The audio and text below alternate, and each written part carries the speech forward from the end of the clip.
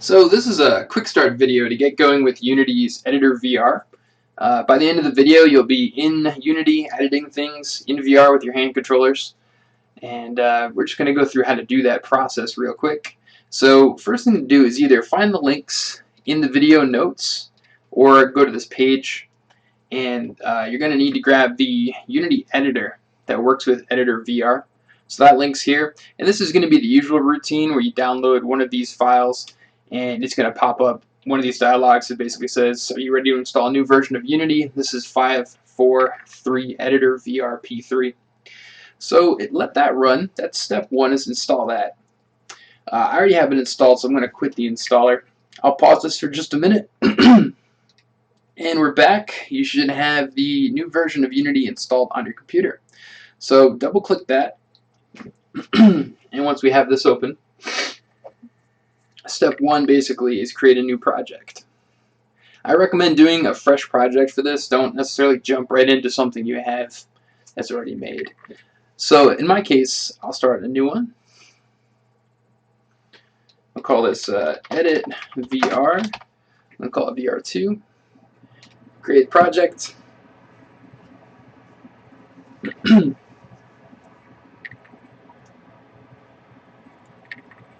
Okay, great. So the next thing to do is go back to the browser window for a moment and download the EditorVR Utility Asset package. I have that here on my desktop. And once you have that package, go ahead and run that and install that into the project we just created. Now in my case, I'm going to have to do this the long way because I broke my association to packages and I haven't fixed it yet. So custom package, desktop, and then the EditorVR package is right here. So I'm going to open that. Package is going to install. And in the meantime, while that's installing, let's have a look at, oh, that was pretty quick. I'm going to import that.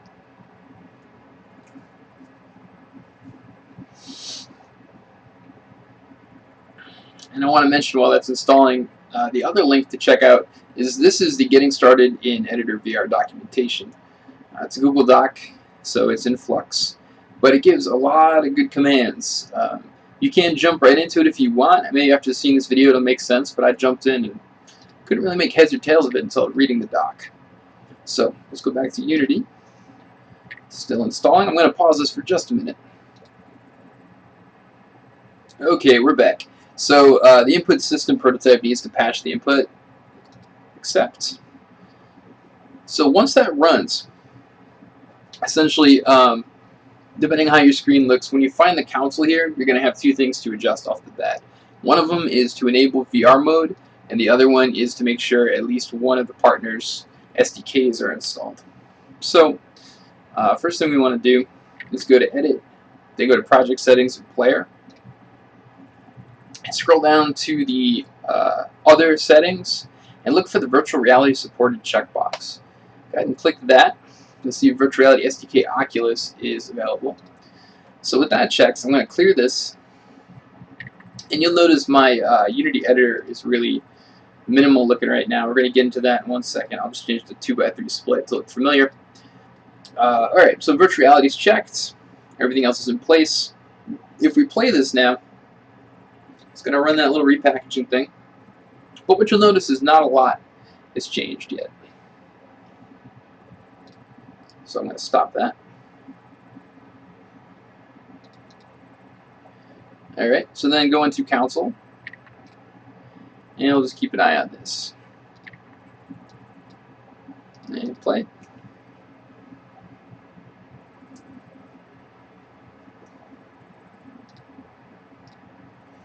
Okay, so it's asking for an SDK at this point. So here's EditorVR. All that looks good. But the SDK it wants is the Unity SDK. So that's another thing to download. We're going to have a look over here. I have it on my desktop. The link for this will be in the notes as well. But this is the Oculus Utilities for Unity 5. So if you go to their website and download that, you'll see this Oculus Utilities package show up. I've got it here on my desktop. So after that, we import it to Unity. I'm going to go the long way again and import it as a custom package. Oculus Utilities, okay.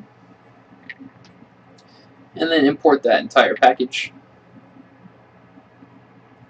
Now it should show up here.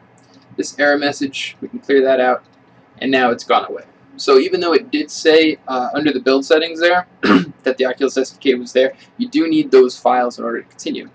Alright, so we've got the Oculus SDK files, we've got the EditorVR files all installed into this. We're running a special version of Unity, so we've got all the pieces in place. So the next thing to do here is we could jump right into it at this point, but let's do one little bit of config just to make sure it runs nice. And the documentation recommends down at the bottom, basically, there's a best practice section down here. Sorry about all the scrolling. Here we go. So under the banner of performance, essentially, right here, if you create a special layout to cut out most of the windows and just create it so that the editor window is there, it runs the best. So I'm going to quickly create that. I'm going to dock the console window here, and then I'm going to close out all my other windows. So all I have left is the console.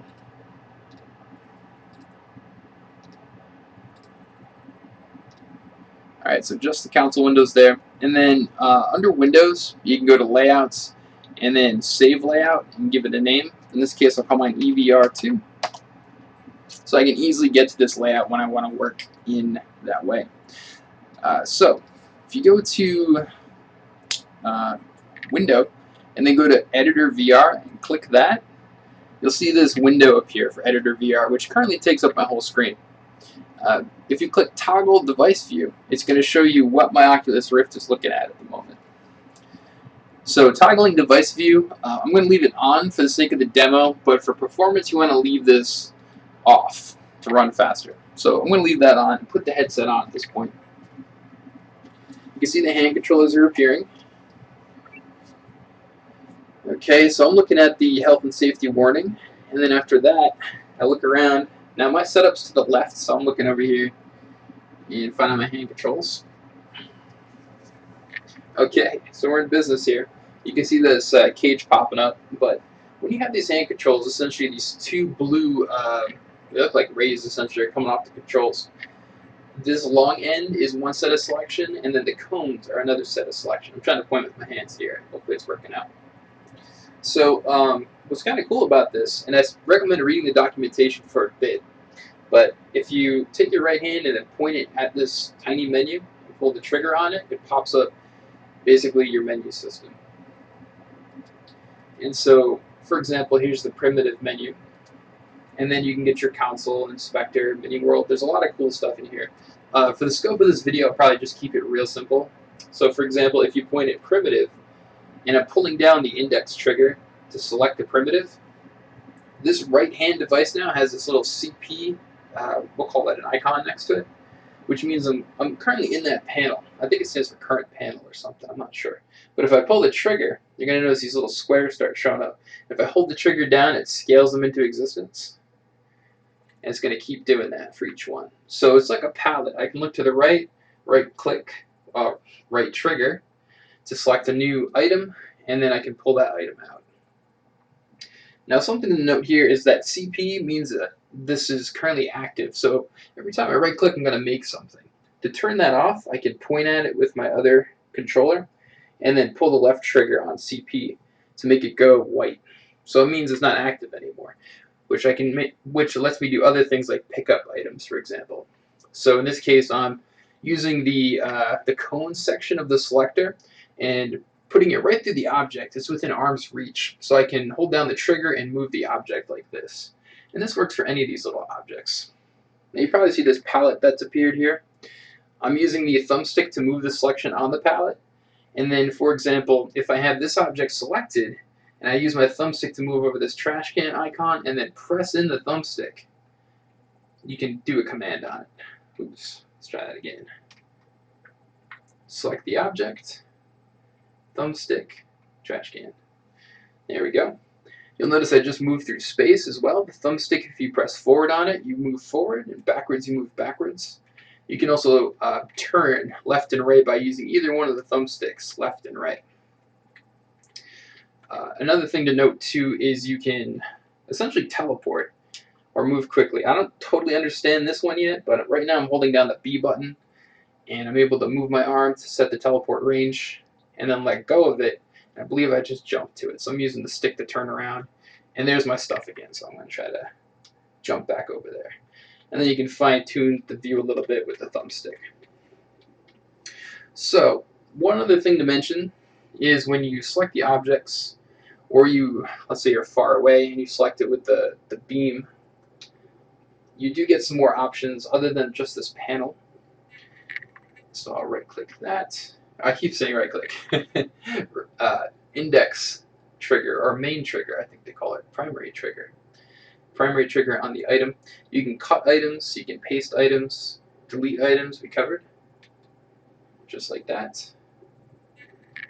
And if I take this object and go to the transform, for example, you can pull the objects on their axes in the transform mode. So for example, I'll hover over this blue here and using my primary right thumb trigger, I'm able to slide that axis to move the object essentially.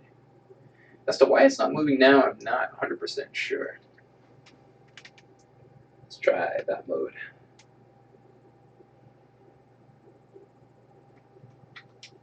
Yeah, I'm a little unsure about that one. Let's go back over here. That's a better view. Yep, and you translate these axes to move objects. And we'll go back over here.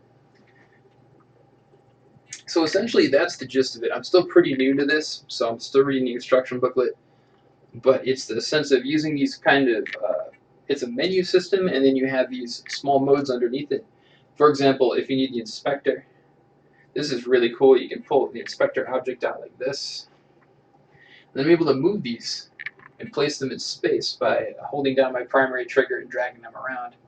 To get rid of them, you rotate the box and look for the X, and then primary trigger the X to get rid of it. So inspector, for example, excuse me, we just did inspector to close that one. The profiler, this is really cool. Just like that. So hopefully this is helpful to you. Drop the questions in the comments, and I'll help you out. Thanks.